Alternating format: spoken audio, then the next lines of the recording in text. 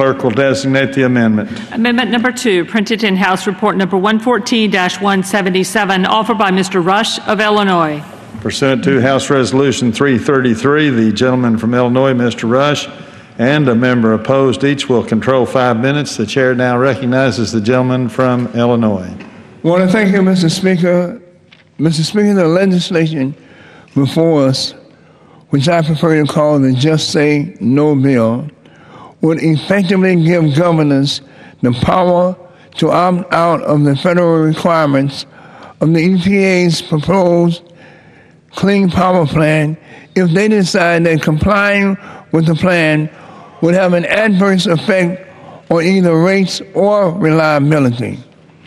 Unfortunately, Mr. Speaker, the language allowing a governor to opt out is ambiguous and does not take into account other costs that states are already paying due to the impacts of climate change. So, Mr. Speaker, in order to address this issue, I'm offering a straightforward amendment that simply states that a governor must certify that within his or her state, any ratepayer increases associated with implementing a state or federal plan will be greater than any costs associated with responding to extreme weather conditions associated with human-caused climate change. Mr. Speaker, this will include the costs associated with cleaning up after mass flooding or intense wildfires, more frequent and intense storms, as well as the costs associated with loss of crops and livestock due to increased drought.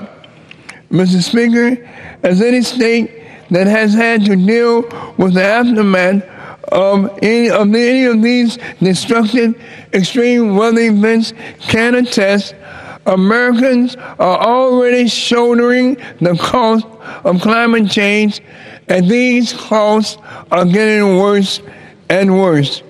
In fact, according to the National Climate Assessment, if we do not seriously invest in addressing climate change impacts now, then we can expect to see more expensive and costly future damages associated with and affecting almost every facet of our society.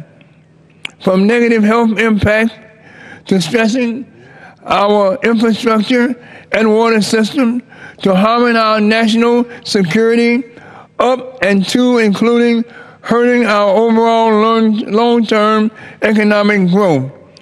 Mr. Speaker, just 2 days ago, on Monday, the EPA, in collaboration with the Massachusetts Institute of Technology, the Pacific Northwest National Lab, and the National Renewable Energy Laboratory, released a peer-reviewed study detailing the cost if we fail to address climate change.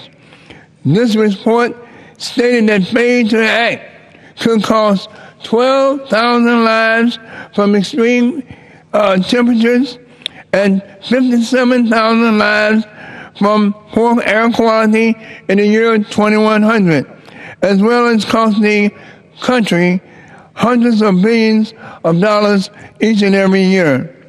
This analysis also looked at the impact of climate change on health, electricity, infrastructure, water resources, agriculture, forestry, and the ecosystem.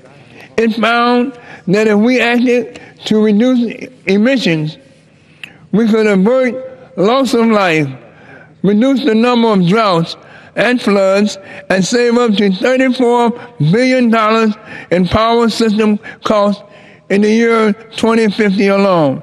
So, Mr. Speaker, with all of these dire warnings coming from both the experts as well as from Mother Nature herself, we cannot allow governors to just say no to reducing harmful pollutants from their states and simply put their heads in the sand. Mr. Speaker, I urge all of my colleagues to support this amendment to ensure that governors are held accountable for their failure to act to reduce harmful pollutants that impact the overall public good. And with that, I yield back the balance of my time.